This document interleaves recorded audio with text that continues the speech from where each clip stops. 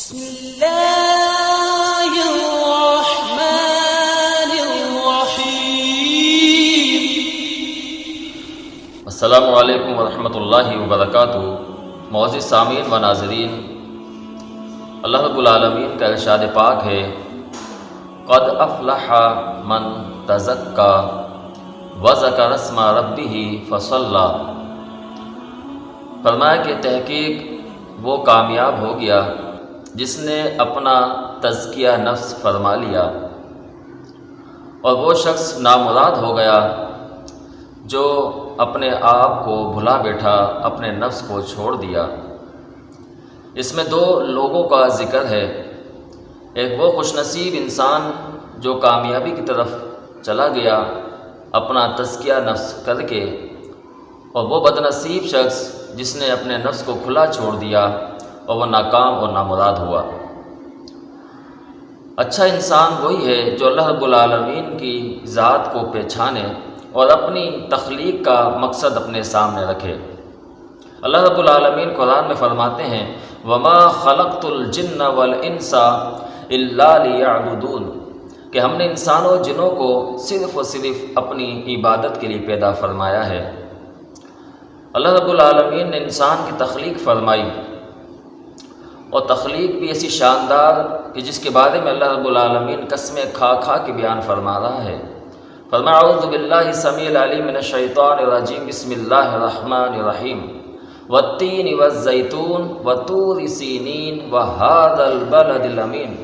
چار چیزوں کی اللہ رب العالمین نے قسمیں اٹھائی ہیں، والتین تین پہاڑ، والزیتون زیتون پہاڑ، وطور سینین اور سینین پہاڑ، وہذا البلد الامین اور ان پہاڑوں کے درمیان یہ شہر جو قائم ہے امن والا، یعنی مکہ۔ بعض روایات میں ان قسموں سے مراد پہاڑ ہی ہیں اور بعض میں اشیاء ہیں۔ ان قسمیں اٹھانے کے بعد اللہ رب العالمین فرماتے ہیں، وَلَقَدْ خَلَقْنَا الْإِنسَانَ فِي أَحْسَنِ تَقْوِيمٍ، ہم نے انسان کو خوبصورت سانچے میں ڈھالا ہے، اور کیسا شاندار اور کیسا خوبصورت سانچہ ہے کہ ایک ایک چیز اپنی اپنی جگہ پہ اللہ رب العالمین نے ترتیب سے لگائی ہے۔ أَلَمْ نَجْعَلْ لَهُ عَيْنَيْنِ وَلِسَانًا وَشَفَتَيْنِ، اللہ فرماتے ہیں کہ ہم نے انسان تجھے دو آنکھیں نہیں دی، کیا تجھے دو ہونٹ ایک زبان نہیں دیے جن سے تو دیکھتا ہے، بولتا ہے؟ اور پھر اتنا نافرمان ہو گیا کہ ان آنکھوں کو، ان زبان کو اللہ رب العالمین کی راستے سے ہٹا کر اپنی خواہشات کے پیچھے چلا دیا۔ اللہ تعالیٰ نے انسان کی تخلیق فرمائی، اس کا مقصد بیان فرمایا۔ اسی طرح اللہ رب العالمین نے زندگی کی جو تخلیق فرمائی ہے، اس کا بھی مقصد بیان فرمایا۔ فرمایا اللہ رب العالمین فرماتے ہیں کہ اس زندگی کو اور موت کو پیدا کرنے کا جو مقصد ہے، فرمایا خلق الحیات والموت لیبلوکم ایکم احسن عملا، ہم نے زندگی پیدا فرمائی، موت پیدا فرمائی، لیبلوکم ایکم احسن عملا، تاکہ ہم اس بات کو وضاحت کروا دیں، واضح فرما دیں کہ کون ہے تم میں نیک اعمال کرنے والا۔ نیک اعمال، جو انسان نیک اعمال اپنے لیے کماتا ہے، وہ اس کو قبر میں بھی فائدہ دیتے ہیں اور اس کے حشر میں بھی اس کے لیے فائدہ مند ہوں گے۔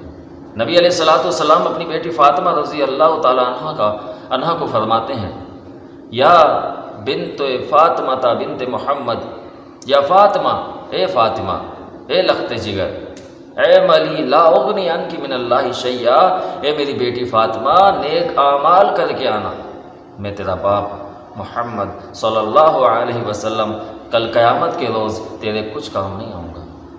اعمال کی طرف توجہ دلائی جا رہی ہے۔ اللہ رب العالمین نے بارہا بہار قرآن مجید میں الا الذین آمنوا کے بعد وعملوا الصالحات کا ذکر فرمایا کہ ایمان و ایمان کے بعد اعمال صالح، اور سورہ عصر میں تو اللہ رب العالمین نے انتہا فرما دی ہے۔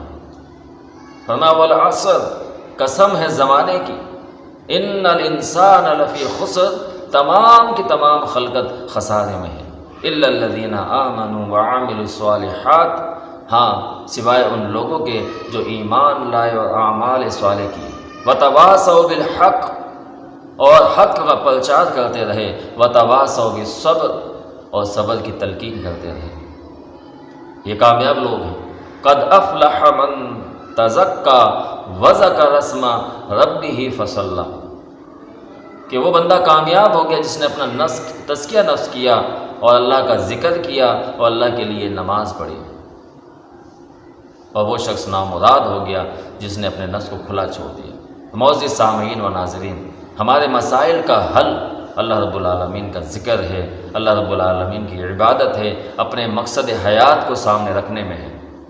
اگر ہم اس مقصد کو چھوڑ دیں گے تو آگے اللہ رب العالمین سورۃ طٰہٰ میں فرماتے ہیں من اعرض عن ذکری فإن له معیشۃ ضنکا، اور جو ہمارے ذکر سے اعراض کرنے والا ہے یعنی چھوڑنے والا ہے، فإن له معیشۃ ضنکا، ہم اس کی معیشت کو بند کر دیں گے۔ آج مسائل، پریشانیاں، تکالیف، بے روزگاریاں، اس کی وجوہات اللہ کے ذکر کو چھوڑنا ہے۔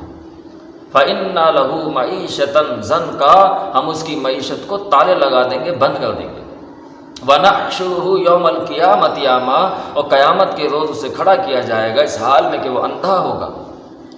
وَقَالَ رَبِّ لِمَ حَشَرْتَنِي أَعْمَىٰ وَقَدْ كُنْتُ بَصِيرًا، اللہ میں دیکھا کرتا تھا، آج آپ نے نابینا کر کے اٹھایا ہے۔ اللہ رب العالمین کی طرف سے جواب آئے گا وَقَالَ كَذَلِكَ أَتَتْكَ آيَاتُنَا فَنَسِيتَهَا، اسی طرح ہماری نشانیاں تجھے پڑھ پڑھ کے سنائی جاتی تھی۔ اب تو جدتیں ہیں، میڈیا کا دور ہے، ویڈیو بنی ہوئی ہیں، کئی ایسی کلپس بنے ہوئے ہیں جس میں قرآن و حدیث کی باتیں ہیں، اور سبحان اللہ کیا خوب اور کیا شان والے لوگ ہیں وہ جو اس میڈیا کو اللہ کے دین کے لیے استعمال کر رہے ہیں۔ ایسے بدبخت بھی لوگ ہیں جو اس میڈیا کو اللہ کی ناراضگی کے لیے استعمال کرتے ہیں، اللہ کی مخالفت کے لیے استعمال کرتے ہیں، اللہ رب العالمین کی طرف سے جو ممنوعات ہیں، جو منع کردہ چیزیں ہیں، ان پہ استعمال کر کے اور اپنی شہرت چاہتے ہیں۔ لیکن وہ خوش نصیب لوگ جو اس میڈیا کا استعمال کرتے ہیں اللہ کے دین کے لیے، اللہ کی رضا کے لیے۔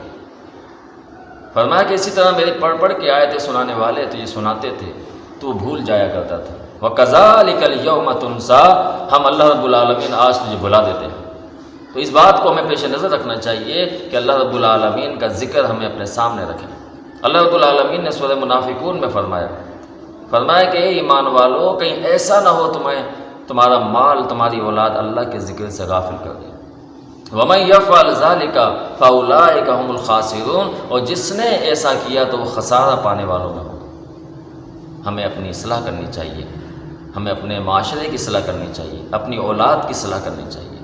نیک اعمال اسی مثال کی طرح ہے، جس طرح ایک پیڑ ہوتا ہے، ہر پیڑ اپنے پھل سے پہچانا جاتا ہے، اسی طرح ہر انسان اپنے عمل سے پہچانا جاتا ہے۔ اللہ رب العالمین سے دعا ہے اللہ تعالیٰ ہمیں سمجھ کی عمل کی توفیق عطا فرمائے۔